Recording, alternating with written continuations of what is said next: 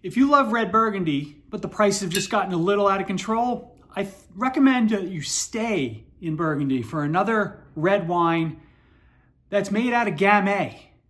I'm talking about Grand Cru Beaujolais, day 17 of the Wine Advent Calendar.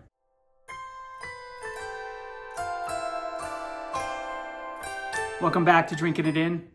I'm your host, Chris Casara. We are here to help you know more and drink better, and today we're talking about some Grand Cru Beaujolais. Gamay is the grape that we're talking about, and it makes Beaujolais. Not Beaujolais Nouveau, which is a very simple celebratory wine. Grand Cru Beaujolais, which is a much more serious wine, gaining quite a lot in reputation in recent years. And I think people are coming around to it as a really good alternative to Pinot Noir. You know, the hardcore Burgundy, Berg hounds, if whatever they call themselves, won't view Grand Cru Beaujolais as an alternative. But for normal wine drinkers, of which I consider myself a normal wine drinker, if I am looking for an alternative to Red Burgundy, I'm going to stay in Burgundy, go to the southern tip of Burgundy, and try some Grand Cru Beaujolais. This particular wine, and actually the Cru I want to talk about today, is Morgon.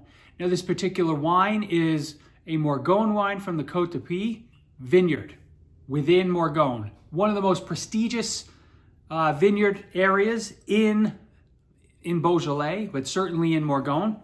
And you can grab wines like this for $25 to $40 if you're, like this one was on the low end, because it sort of has a, I'm going to call it a no-name producer, Chauveau Frère.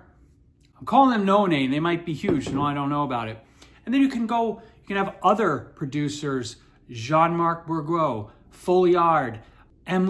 Lapierre, right? And those wines will be $40 to even $60, $70 at times. But they all have loads of beautiful red fruit, lots of structure, and they can age for 15 to 25 years.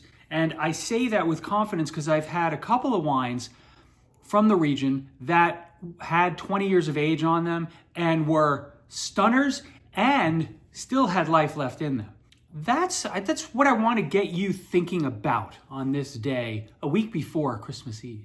Think about Gamay, think about Grand Cru Beaujolais, and actually in the new year, we're going to do deep dives on each of the 10 crus in Beaujolais. We'll probably start with Morgon, and we'll start by tasting this guy and get you more excited about it. Because I think, to me, it's like still one of the most intriguing places in the wine world that people are sleeping on. Thanks for joining.